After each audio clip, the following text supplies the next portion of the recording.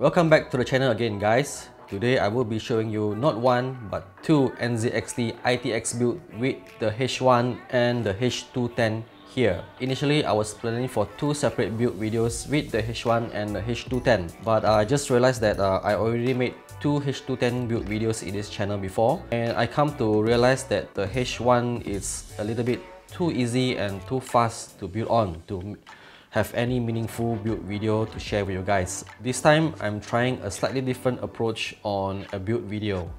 So here you go. Enjoy.